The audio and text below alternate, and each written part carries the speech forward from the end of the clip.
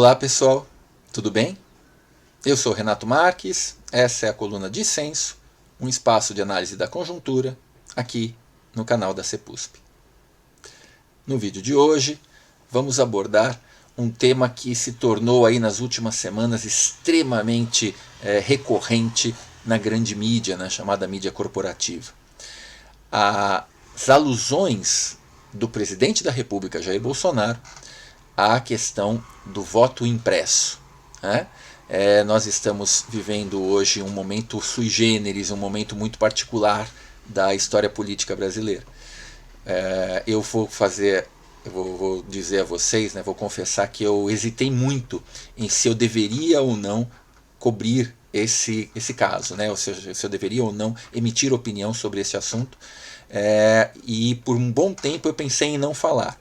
E por que eu pensei em não falar? Porque vocês vão ver, né, eu vou explicar para vocês aqui, que esse caso é um típico caso de não problema. Nós temos aí, certo, no campo da ciência política, se configurou hoje, certo, aí um episódio de não problema, ou seja, um problema completamente fictício, criado, gestado pelo presidente da República. Então eu pensei assim, não, acho que não vou dar corda, né, para essa bobagem. Porém, como isso está o tempo todo aparecendo, e é minha obrigação aqui, certo, com vocês, ajudar a esclarecer, né, pontos de pontos conturbados que estão aparecendo, que estão acontecendo no momento atual, eu me debrucei e falei, não, vamos assumir a responsabilidade e procurar lançar luz sobre esse falso problema, esta invenção, mais uma invenção do presidente Bolsonaro para tumultuar o processo político brasileiro. Então vamos lá, né? Diante disso, vamos primeiro situar aqui aquele que não está tão afeito, aquele que não está tão ligado no que está acontecendo, né? E para vocês poderem entender aí um pouco de como é que se construiu esse processo e essa nova obsessão do presidente da República, que tentar impor goela abaixo da sociedade brasileira para as próximas eleições a ideia do voto impresso. Muito bem, então vamos por partes, né? O primeiro ponto a se levantar aqui em questão é o seguinte, quer dizer, que nas últimas semanas, quem acompanha o noticiário político foi percebendo que o presidente Jair Bolsonaro ele começou a atuar de forma mais insistente sobre este tema, que já é um tema que, para ser bem sincero, ele já acompanha o Bolsonaro há algum bom tempo, e com alguma ênfase, principalmente a partir da sua própria eleição, e só que ficava aí, vamos dizer assim, certo, num segundo plano, terceiro plano, né, enquanto ele insistia em outras teses bastante estranhas, estapafúrdias, como por exemplo querer que as pessoas vitimadas por Covid tomassem um remédio que não faz efeito algum, que é a cloroquina, né? Então, enquanto ele fazia isso, deixou de lado essa temática. Como hoje a CPI da Covid mostra que existem suspeitas seríssimas, gravíssimas de corrupção nessa primeira grande obsessão do presidente, que era exatamente em fazer as pessoas tomarem esse remédio que não resolvia absolutamente problema algum, então ele meio que se afastou disso. Temeroso, ele se afastou, ele pegou e deixou, certo, aí um espaço e não tem tratado mais com tanta vontade, volúpia a respeito dessa temática. Por outro lado, surgiu então aí nessas últimas semanas essa questão, voltou com muita força, né? Essa história, certo, da tentativa de uma parte dos deputados da base do governo Bolsonaro de fazer assim a toque de caixa, né, numa velocidade muito grande, inserir a possibilidade de que nas próximas eleições, nas eleições do ano que vem, de 2022, nós tenhamos o voto impresso, né? Ou seja, um voto em que o cidadão, a cidadã vai à cabine eleitoral, vota pela máquina, né?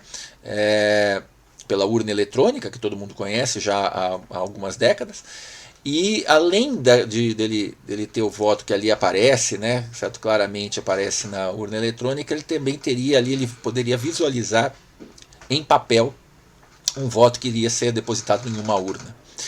Muito bem. Esse tema, ele aparece, ele surge, e o interessante, o importante é que todo mundo quer entender bem o porquê disso, né? De onde vem essa história, né? O que estaria por trás dessa situação, né? Nas últimas semanas, como eu dizia, o presidente tem intensificado a sua campanha de defesa dessa prática, e tem intensificado isso através daquilo que é a sua forma usual de comunicação com os brasileiros, que são as suas famosas lives das quintas-feiras à noite, né?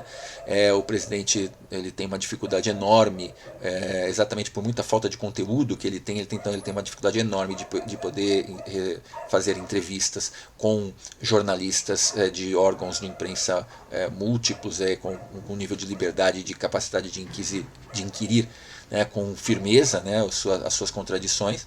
Então ele se esconde, ele se escora atrás das chamadas lives, onde ele fala o que quer, né, quanto tempo ele quiser, ele fala o que bem entende, ninguém contradiz, e aquilo passa como se fosse uma verdade, né? Esse é um elemento bastante importante, né, como ele acaba sendo transmitido como se fosse uma verdade. Nessas lives de quinta-feira, ele passou a falar bastante, certo, né, sobre esse tema de forma recorrente, demonstrando, né, na realidade, uma preocupação gigantesca que ele tem tido com o andar da carruagem a respeito da sua tentativa de se reeleger no ano que vem. Além disso, ele também tem ocupado alguns espaços que não vinha ocupando há algum tempo, nem para tratar de outros temas, que são exatamente os espaços dados, né, abertos aí por rádios, principalmente rádios, né, por veículos de comunicação que são amigos, né, amistosos em relação ao presidente Bolsonaro e o bolsonarismo. São aqueles veículos que receberam, né, certo, aí, vultosos recursos aí públicos para poder fazer campanha a respeito disso. Então você viu, quem acompanha viu há pouco tempo uma dessas entrevistas que entram no hall das entrevistas patéticas, né, que foi a entrevista, certo, feita o presidente deu entrevista para o entre milhões de aspas, jornalista Ratinho, Carlos, né, Ratinho Massa, né? Obviamente que numa entrevista em que ele apenas elogia, né, exalta, trata o presidente da República, assim, certo, com aquele rigor que uma mãe de bebê, né, acaba tratando ali, certo, por ser uma mãe coruja, né, trata o seu bebezinho, né? Da mesma maneira, ele tem aparecido muito, né, em outros veículos, como por exemplo na rádio de extrema-direita, Jovem Pan, né, que tem aberto espaço para que ele possa pegar e vir e falar, e sendo sempre questionado assim com uma candura, né, uma doçura, né, certo, que a rádio Jovem Pan não direciona para nenhum outro político. Pois bem, por que eu estou falando então tudo isso? Para poder vocês entenderem, certo, que ele tem tido aí, certo, cada vez mais espaço, né, ele tem buscado espaço, claro, espaço naqueles grupos que ele sabe que não vão lhe questionar de forma dura. Ele tem buscado esses espaços para propagar uma série de falsidades e delírios a respeito da temática do voto impresso. E isso é muito grave. É gravíssimo, tá? Porque todo esse problema ele começa quando o presidente vence as eleições, nas eleições de 2018, e assim, numa situação que realmente ela é assim, ela beira o surrealismo, né? O que acontece? A eleição terminou, a eleição à presidência foi concluída, e o derrotado, o candidato Fernando Haddad, aceitou ter perdido. Em nenhum momento levantou nenhuma hipótese de que algo equivocado tenha ocorrido. Mas, pela primeira vez na história, o vencedor, o presidente, aquele que foi eleito presidente, o vencedor diz que houve fraude. O que mostra realmente certo nível de perturbação mental que acabou se posicionando sobre o nosso país. Né? Porque, quer dizer, quem venceu colocou em dúvida a eleição que o elegeu. É muito interessante a gente observar, né? E isso é um problema muito sério. Por quê? Porque a gente também percebe uma certa leniência das instituições, né, principalmente do Tribunal Superior Eleitoral e do Judiciário representado pelo Supremo Tribunal Federal, porque naquele primeiro momento em que o eleito presidente Jair Bolsonaro vai a público e faz uma declaração completamente destrambelhada, né, de que as eleições teriam sido fraudadas, ele teria que ter sido intimado a mostrar uma prova a respeito disso. Como assim? Como assim, certo? Que as eleições foram fraudadas. Você se escora em quê? Qual é a prova disso? Né? Pois bem, ele não foi questionado para fazer isso, certo? O poder público deixou ele falar isso. E a partir daí, certo, o tema ficou meio que deixado de lado, só que ele volta com muita força nesse momento. Por quê? Por uma sucessão de fatores. O primeiro deles, né, desses fatores, é que o presidente Jair Bolsonaro se vê numa grande enrascada do ponto de vista político-eleitoral. Porque como ele teve um governo, como ele tem tido um governo extremamente ausente, né, um governo completamente inócuo e um governo com nível de responsabilização elevadíssimo, por exemplo, no número de mortos pela Covid que nós temos, um governo responsável pela frágil posição, pela frágil postura no enfrentamento dos problemas econômicos para a grande maioria dos brasileiros, como a fome voltou, a fome que havia desaparecido lá nos governos do PT, ela voltou, e voltou de forma cavalar. Tá? Como a desesperança voltou de forma cavalar, certo? Como você tem tido aí, certo, o desemprego mais elevado da nossa história, e não se consegue fazer absolutamente, as tentativas do governo do presidente Bolsonaro e do seu ministro Paulo Guedes da economia são completamente incompetentes, incapazes de melhorar esse tipo de situação. Como a inflação retornou, uma inflação violentíssima, como você tem aí, certo, uma gasolina, o litro da gasolina custando em alguns lugares mais de R$6, quase R$7, né, certo, os preços absurdos, o botijão de gás acima de R$100, né, o arroz caríssimo e assim por diante, né, os derivados do leite derivados, quer dizer, uma situação verdadeiramente caótica do ponto de vista econômico. Então tudo isso somado, junto ao fato de que depois de muitos anos de uma espécie de torpor na sociedade, o Supremo Tribunal Federal chegou à conclusão, a partir de uma série de dados que vieram à tona, de que a tal Lava Jato, né, ela foi uma grande farsa, né, uma grande farsa. Então o que aconteceu? Depois disso tudo, principalmente depois que se provou que o juiz Sérgio Moro ele agiu de forma deliberada, né, de forma parcial, tá, contra o réu Luiz Inácio Lula da Silva. Então o que o Supremo determinou? Que o julgamento feito pelo Sérgio Moro era um julgamento parcial, portanto um julgamento ilegal e portanto um julgamento que não poderia, tem que começar de novo. E isso trouxe à tona a possibilidade do candidato Lula voltar à cena, né? Ou seja, o ex-presidente Luiz Inácio Lula da Silva pode de novo se candidatar a presidente. E quando isso apareceu, o que ocorreu? Os índices de popularidade do ex-presidente, que sempre foram elevadíssimos, eles estouraram, se multiplicaram. E hoje, o atual presidente e candidato à reeleição Jair Bolsonaro está assustadíssimo, porque ele percebe claramente que absolutamente todas as pesquisas, inclusive algumas aí feitas por alguns institutos que são muito próximos ao bolsonarismo, elas mostram de forma assim límpida e clara que o grande favorito às eleições do ano que vem é o ex-presidente Luiz Inácio Lula da Silva, e que o Bolsonaro vem minguando sua possibilidade de voto, vem caindo terrivelmente, ao ponto de ficar restrito apenas ao seu núcleo duro, né, de apoiadores ali, certo? Que é algo que se estima, né, as pesquisas estimam que fica aí em torno de 15%, 20%, talvez um pouquinho mais do que isso. Diante desse temor, ciente de que as suas chances de reeleição estão cada vez mais diminuídas, tá?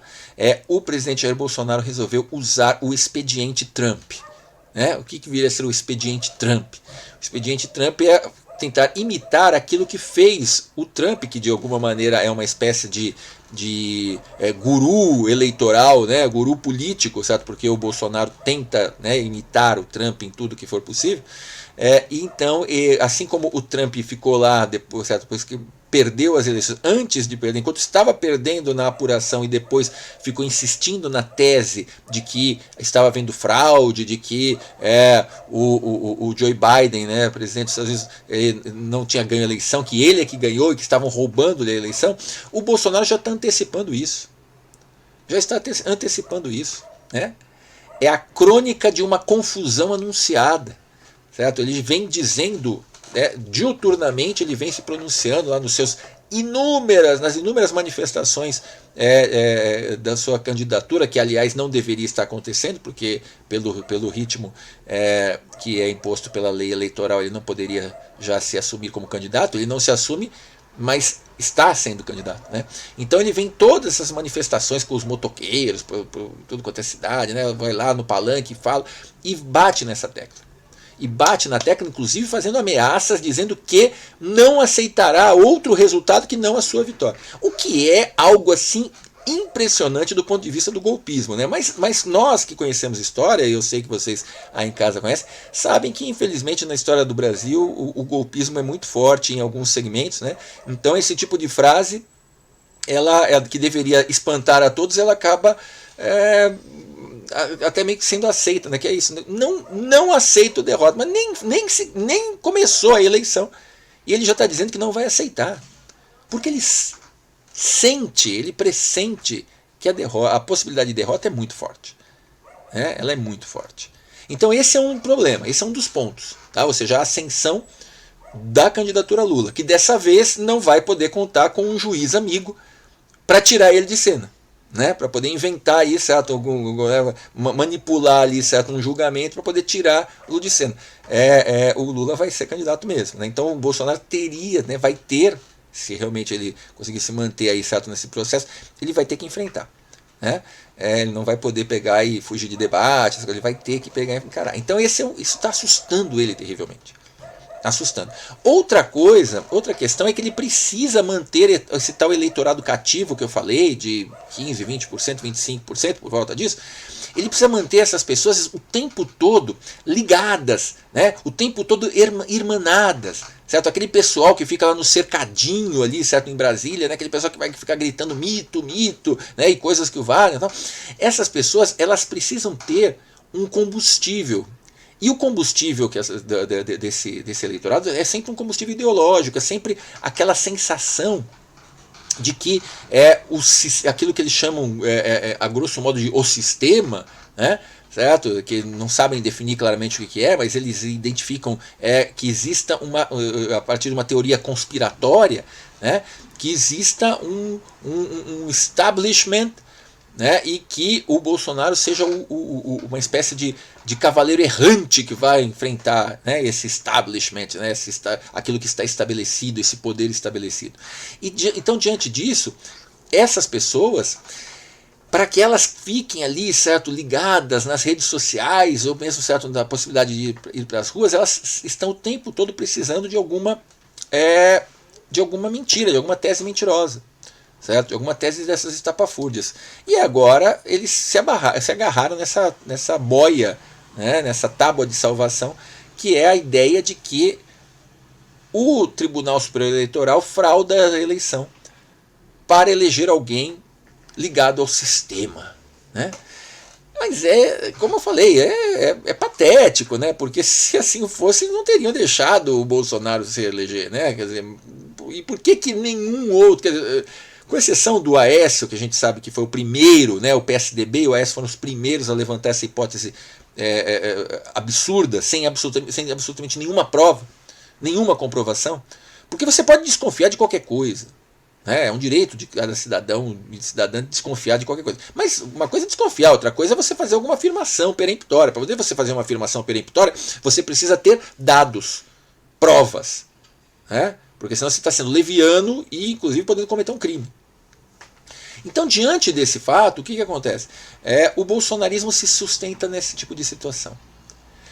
Na clareza de que as suas chances de se reeleger são baixíssimas, então ele está muito perto, né, de ser derrotado, e na clareza de que os seus seguidores precisam de uma teoria conspiratória para poder se animar a, né, ficar ali o tempo todo na vigília que eles costumam fazer.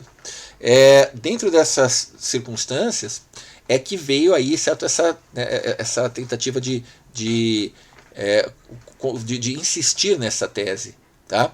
E essa tentativa ela é tão, vamos dizer assim, ela é tão recorrente, assim, que existe até uma, e não é uma novidade do bolsonarismo, certo? É uma cópia de algo que já aconteceu, inclusive com o próprio Trump, de algo que acontece em outros lugares do mundo, né?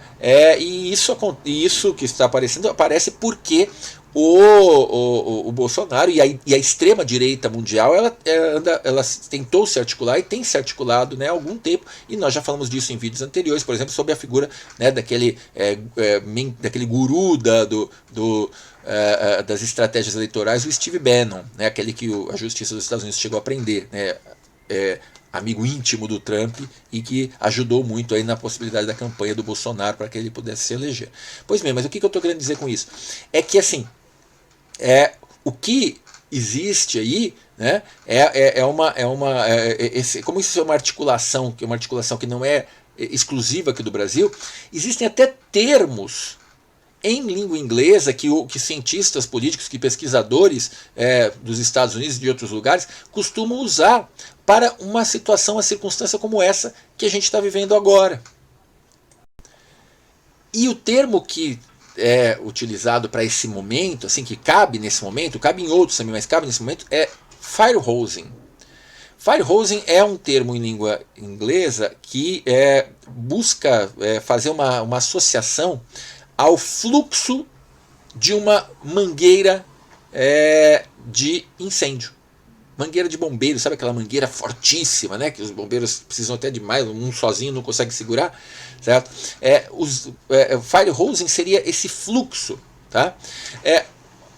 Fluxo de água, neste caso especificamente não, por isso a analogia, né? O que entra em cena aí é que se pega essa ideia da mangueira do bombeiro, do corpo de bombeiros, né?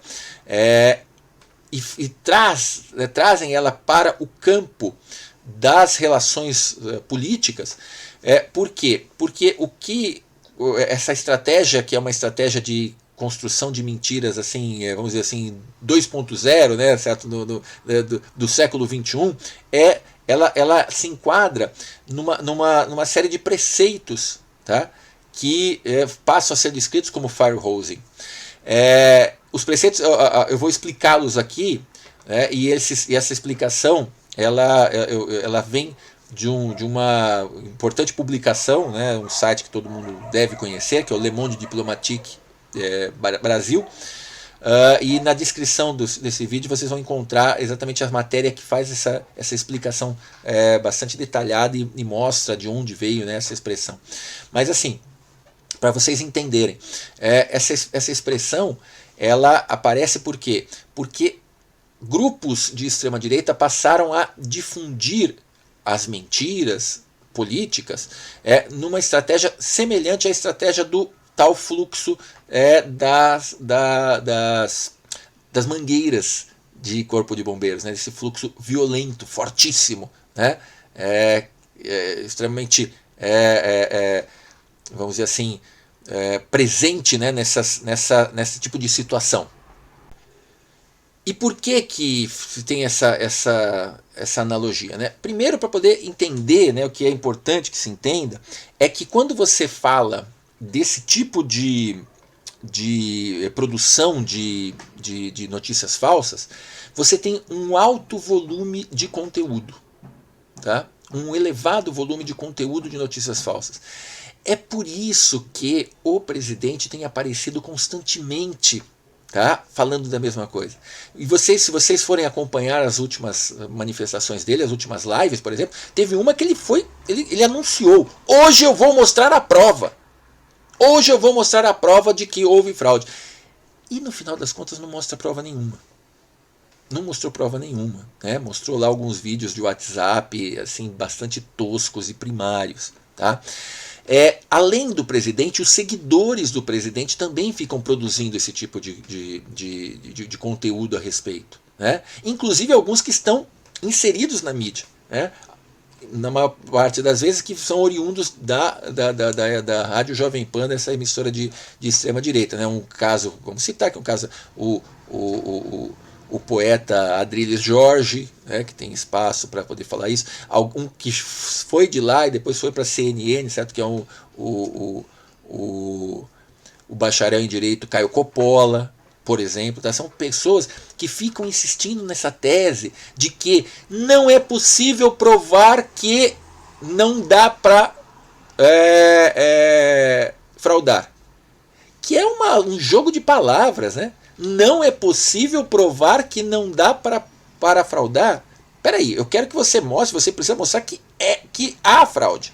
Mas como eles não conseguem provar que houve fraude, não existe nenhum caso que mostre que houve fraude, eles se escoram nesse jogo de palavras. Né? Não dá para provar que não houve. Tá? Esse tipo de produção, certo, em larga, né, escala, com essas entrevistas, vem e fala, certo, e toca essa questão, de forma interessante. O que acontece? Ela está aí, né, como o jato da mangueira que visa, né, que se você entrar na frente daquele jato de mangueira, você se afoga de tanta água que vem. Né? Então é isso, são tantas produções, certo, de vários lugares, e aí continuam as correntes de WhatsApp, né, produzindo notícias mentirosas, as tais fake news, né, sendo difundidas à torto e à direito, e o eleitor, o cidadão, essa pessoa que está ali, certo, ouvindo, ela recebe essas informações, ela vai ficando confusa. Ela vai ficando confusa. Né? Ela vai, a enxurrada de informação, ela visa o quê? Qual é o objetivo dela? É exatamente criar confusão. É tornar este eleitor descrente do processo. Se ele ficar descrente do processo, é uma vitória para aquele que se vê derrotado no processo democrático. É uma vitória para o antidemocrático, que no caso, nós sabemos, infelizmente, é o atual presidente da República. Dentro dessa linha, né, do firehosing, certo? Você tem uma produção rápida, contínua. Uma produção rápida e contínua. Né? Contínua e que vai se repetindo, repetitiva. Tá? Então faz parte dessa tentativa de deixar a pessoa desorientada, o que? Cada vez, né, a cada dia se produzem 2, 3 notícias a respeito disso. Então, o cidadão que estão ali, certo, vindo, eles começam a desconfiar, falam, nossa, olha só, mais uma vez estão falando disso, olha, estão falando disso. E aí isso, gente, olha, não é novidade, isso aí remete à célebre frase do ministro da propaganda do Hitler, o Goebbels, né, de que uma mentira se repetida 1000 vezes vai virar verdade. Né? Quer dizer, então eles não descobriram a pólvora, não, eles estão repetindo o que a extrema-direita faz já, pelo menos desde os tempos do nazifascismo.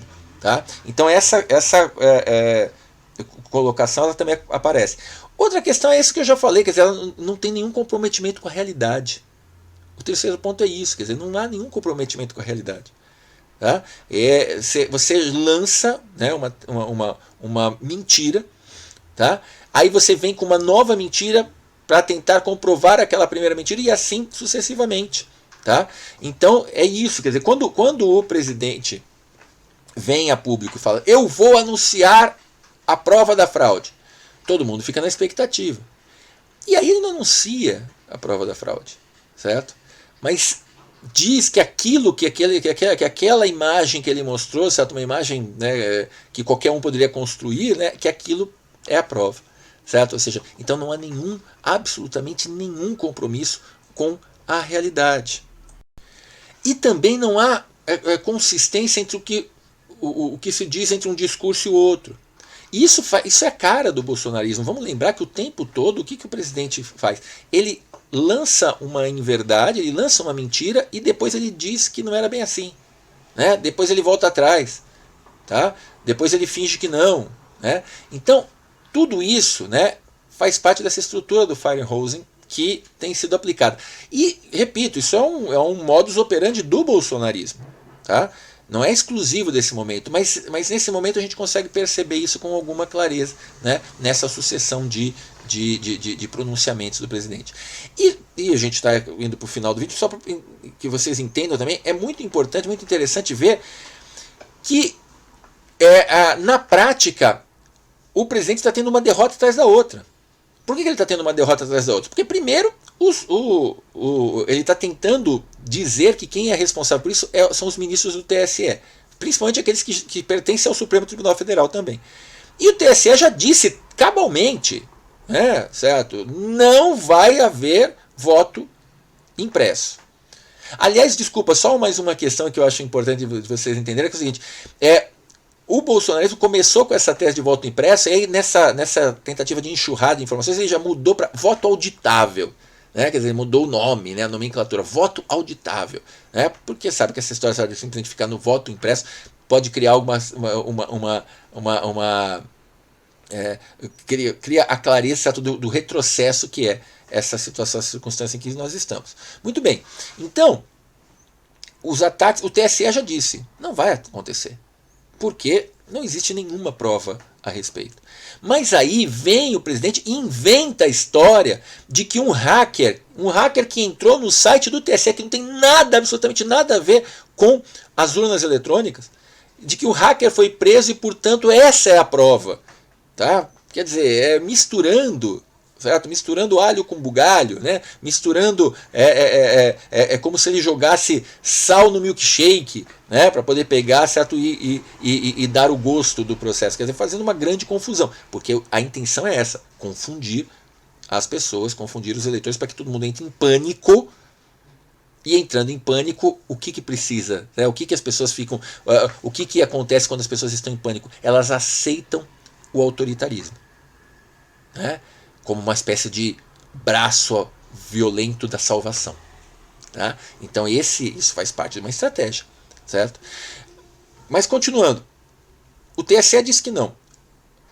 Os partidos políticos do centro-direita, não estamos nem falando dos partidos de esquerda, que esses já repelem imediatamente, mas os de centro e centro-direita, os 11 principais partidos de centro e centro-direita, os seus presidentes já disseram que são contrários a esse voto impresso.